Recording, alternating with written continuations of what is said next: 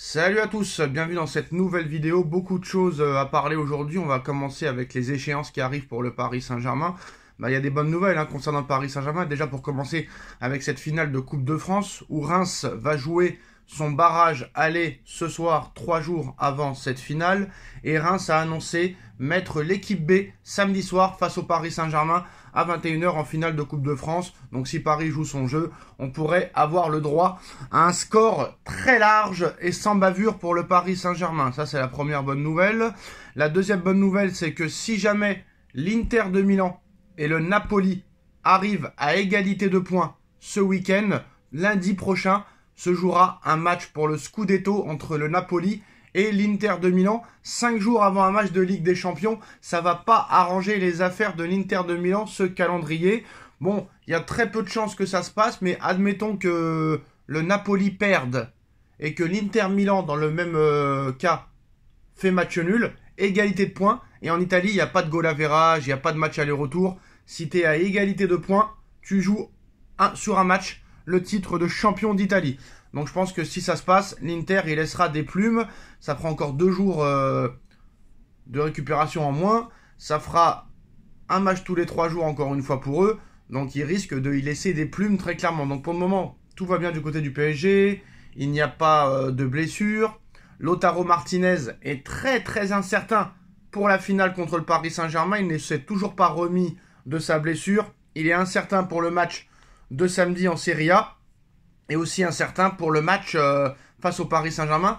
Il faut rappeler quand même que monsieur Lautaro Martinez n'a plus joué un match officiel depuis le match retour contre le FC Barcelone, c'est-à-dire depuis le 7 mai.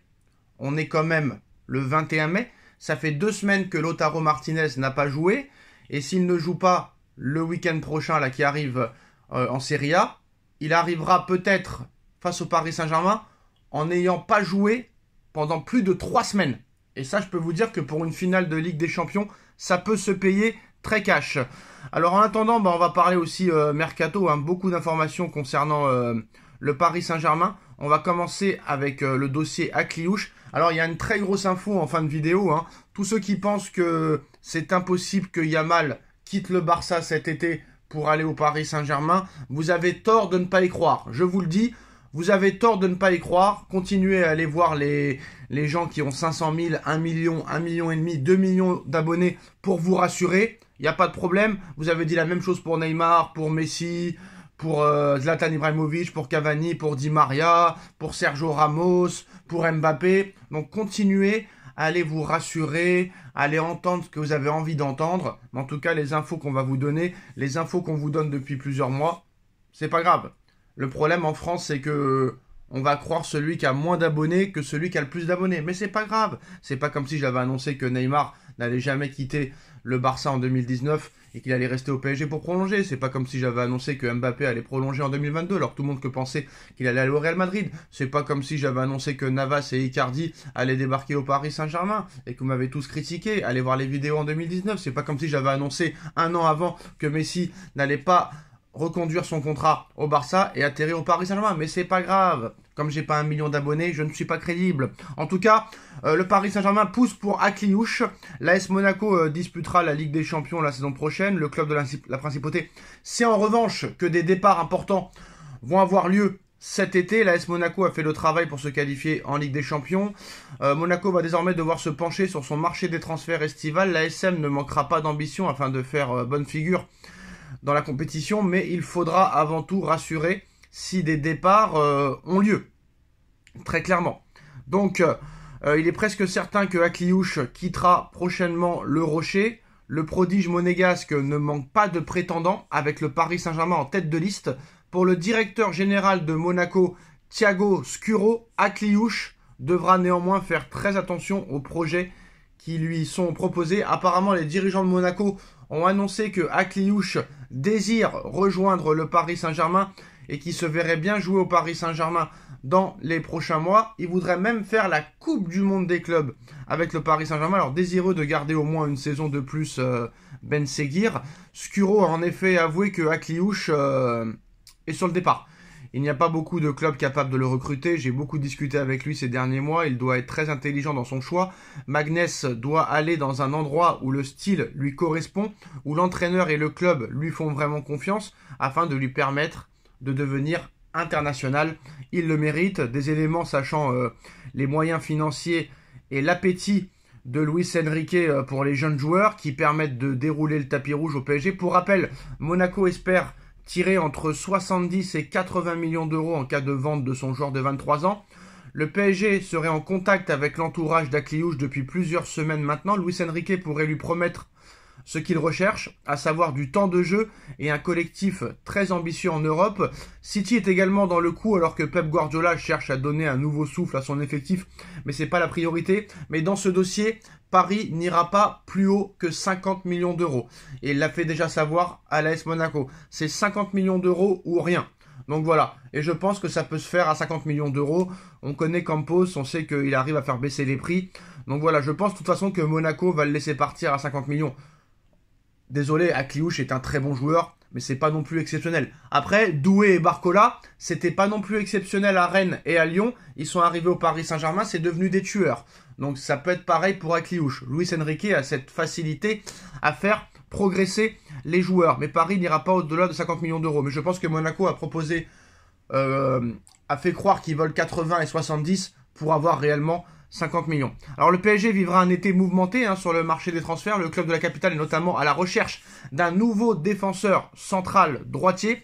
Paris est fort logiquement concentré sur cette fin de saison avec 2 finales à jouer, celle de Coupe de France et celle de Champions League. Ensuite, le club de la capitale pourra officiellement se pencher sur son intersaison, même s'il y a la Coupe du Monde des clubs à jouer. L'objectif de Paris est de se renforcer à des postes jugés comme encore très perfectible. Le chantier en défense est même considéré comme prioritaire. Difficile encore de savoir qui partira en défense, mais les avenirs de Lucas Hernandez, Presnel Kimpembe, Yoram Zagué, Milan Skriniar, Lucas Beraldo ou encore Marquinhos sont très incertains. Le PSG veut assurer ses arrières et comme souvent depuis quelques années, les champions de France regardent du côté du Portugal et Araujo est la priorité du Paris Saint-Germain. Thomas Araujo, le joueur du Benfica Lisbonne. Le PSG est prêt à passer à l'action cet été. Selon les informations de Foot Mercato, le club parisien aimerait en effet faire venir Thomas Araujo. Le Portugais du Benfica est ciblé depuis pas mal de temps déjà, mais le Paris Saint-Germain semble enfin prêt à passer à l'action cet été pour le natif de Villanova de Famalicão.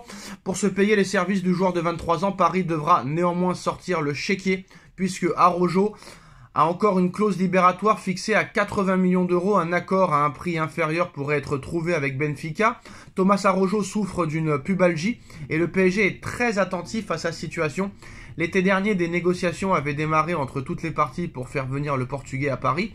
Luis Campos pourrait jouer un rôle majeur dans le recrutement du Portugais. Pour rappel, Luis Enrique cherche un joueur de grande qualité pouvant concurrencer, voire remplacer Marquinhos s'il quittait le Paris Saint-Germain.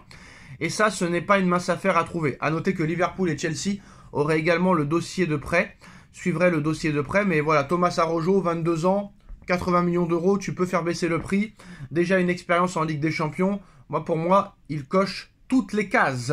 Le Paris Saint-Germain s'attaque encore une fois à Nico Williams. Le PSG envisage de s'offrir l'ailier international de l'Athletic Bilbao, comme le révèle la presse espagnole. Aujourd'hui, grosse bombe qui vient de sortir en Espagne. Selon les informations du journal Marca, le club de la capitale parisienne envisage très sérieusement de lever la clause libératoire de Nico Williams, 22 ans, l'ailier de la sélection espagnole et de l'Athletic. Les dirigeants parisiens sont prêts à poser ces 58 millions d'euros sur la table pour s'offrir celui qui avait un temps été convoité par le FC Barcelone et qui est encore annoncé dans le viseur de clubs comme Arsenal, le Bayern de Munich cet été. Son profil plaît beaucoup, d'abord parce qu'il pourrait apporter sur le terrain, parce que vraiment il est un petit peu quand même polyvalent, lui qui est un joueur rapide, explosif, mais aussi à cause de sa condition internationale. Voilà, il avait déjà brillé lors du dernier Euro 2024 et est considéré comme un des meilleurs joueurs offensifs de la Liga espagnole. Son impact sur le plan médiatique, il est très prisé par les sponsors en Espagne, joue aussi en sa faveur. Il y a aussi la volonté d'enrôler un joueur qui semblait peut-être promis au Barça l'année dernière, même si un transfert vers le Barça ne semble plus vraiment d'actualité cet été. Donc Nico Williams, auteur de 5 buts et de 5 passes décisifs cette saison en Liga, c'est pas exceptionnel non plus, serait quand même un renfort de luxe pour le Paris Saint-Germain qui a besoin de solutions de rechange devant, surtout si Kangin Lee, Asensio, Kolo Muani et d'autres joueurs quittent le PSG. Donc très critiqué à Madrid cette saison et convoité par plusieurs grosses équipes aussi de Première Ligue comme Chelsea. Une grosse vente et il faudrait le remplacer donc. Une grosse vente et il faudrait donc le remplacer, même s'il est vrai que l'international espagnol évolue sur le flanc gauche de l'attaque alors que Paris avait l'habitude de jouer quand même avec Barcola, avec d'autres joueurs sur le côté droit. Mais voilà, en tout cas, Paris est prêt à lever la clause libératoire pour Nico Williams cet été. Alors Paris, offensivement, pourrait se débarrasser de Kangin Lee, de Asensio, de Kolo Muani et peut-être de Gonzalo Ramos si une offre de 90 millions arrive sur la table. Donc voilà, et l'information principale les gars, c'est Lamine Yamal qui intéresse toujours fortement le Paris Saint-Germain. Il y a des nouvelles dans ce dossier. Alors la prolongation de contrat de Lamine Yamal avec le Barça se fait toujours attendre. Hein.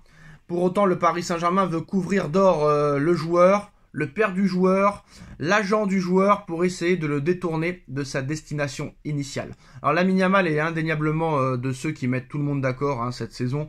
Le prodige espagnol a fait l'unanimité au sein même du Barça comme chez les rivaux. Les observateurs du monde entier s'accordent à dire qu'il est le plus gros phénomène du football depuis l'éclosion de Léo Messi. Les louanges qui lui sont adressées sont telles qu'il est désormais considéré comme le grand favori au prochain Ballon d'Or. Tout ça à seulement 17 ans. La majorité de Lamine Yamal approche à grands pas.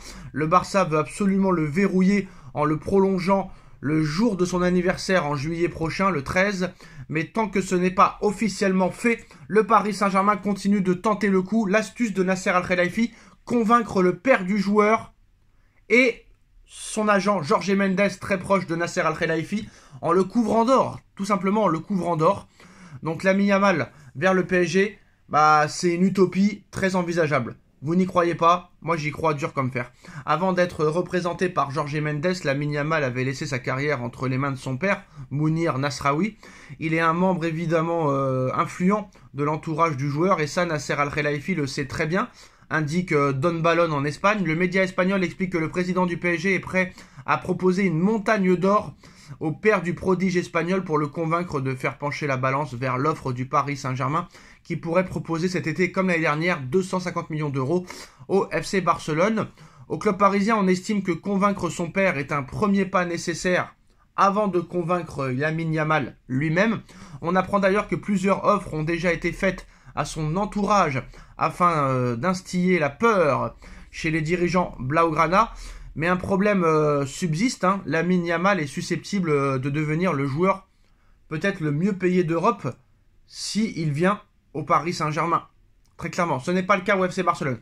Sachant qu'il considère son club formateur pour le moment comme celui de sa vie, il va falloir que le PSG sorte des moyens inimaginables pour réussir à se l'offrir. Financièrement, sportivement et humainement, ce qui peut prendre des années à se réaliser, pas de quoi freiner le Qatar, qui a toujours su faire le forcing sur la durée pour arriver à ses fins quand il veut un joueur. On l'a vu avec Messi, on l'a vu avec Mbappé, on l'a vu avec Neymar, on l'a vu avec Ramos, on l'a vu avec Zlatan, on l'a vu avec Cavani, on l'a vu avec Di Maria, on l'a vu avec Pastore et compagnie. Et surtout, malgré la saison exceptionnelle du Barça, le Barça a toujours des problèmes financiers, que vous le vouliez ou non.